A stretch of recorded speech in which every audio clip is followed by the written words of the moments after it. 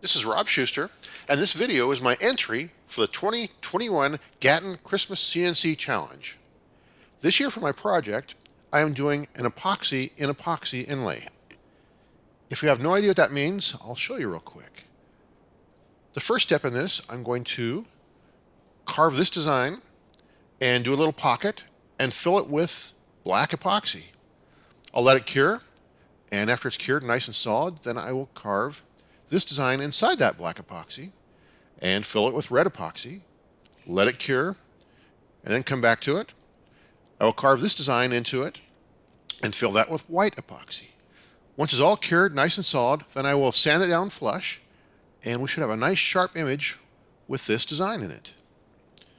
For the actual tool paths, I start with a starting depth of 0.01, 100th of an inch, or 10 thousandths, however you want to say it, and I cut the pocket 4/100ths, so it's a total of 5/100ths deep. I do this extra start depth of 0.01 is because later when I skim this off, I'm going to skim off a little bit of the wood and the epoxy, so it'll come out so that will be actually 0.04 depth in the end. That's for the black. For the other ones, I go a smidge deeper, and they are 0.05 and 0.01, so 0.06 total. So that's how my strategy for doing that. And that's the same thing for the white. So let's get out the CNC and start cutting. So here we are carving the pocket for the black epoxy. I sped this way the heck up because it's just carving a pocket. The next question is, how much epoxy do I actually mix up? I found an online calculator and I put in 4 inches by 4 inches, and it said to do basically 1 cubic inch. And then I did another calculator that converts cubic inches to ounces, and it said 0.55. I rounded up when I mixed this up, so I would have a little extra. Now it's time to mix up the epoxy. I cheated and I used a quick cure epoxy. This is more for adhesive in the end than it is for nice depth color like this, but for a tiny project like this, and since it's not clear anyway, I figured what the heck. You can see I mixed up 0.35 ounce there. I'll do the same with part B, another 0.35 ounce. This one's a 50-50 mix. And so it'll give us a total of 0.7 of weight ounces. Next step's to add the coloring to it. And I decided instead of going straight black, I added a little bit of copper color to that, metallic copper, and then black on top of that. I figured it might give it a little bit more shimmer, more of an experiment. I've tried this in the past and I kind of liked how it came out, but also the black can overpower it pretty easy if you're not careful. And now it's time to start mixing and mixing and mixing. In the end, I think I added a little more black to this because it was just a little too copper. And now it's time to start filling. Basically, all I'm going to do is fill in that pocket. It should overfill a little bit, so it'll be a little extra on each side. And from there, we wait and let it cure. An important step when working with epoxy is to pop any bubbles that appear. You get bubbles from the mixing process and the chemical reaction. A heat gun does a great job getting rid of bubbles. After letting the epoxy cure, it's time to carve our pockets into it. The first carve was with an 1/8 inch end mill, and the next carve was with a 45-degree V-bit.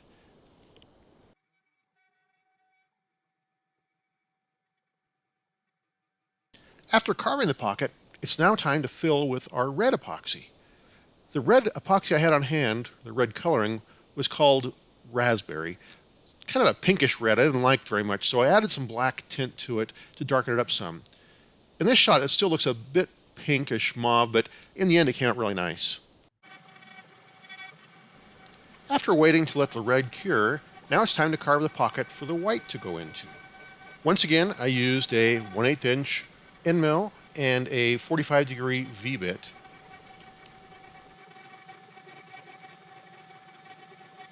After spending a lot of time getting all the dust and chips out of this carving, I'm finally ready to put down the white epoxy.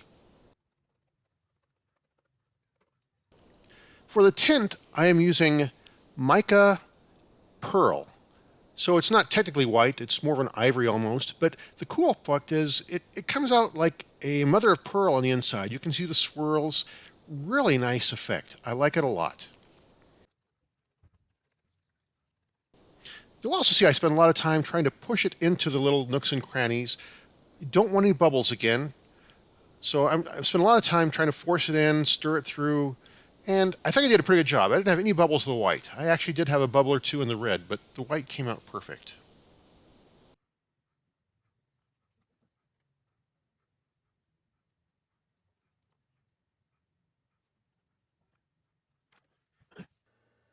And now it's time for the big reveal.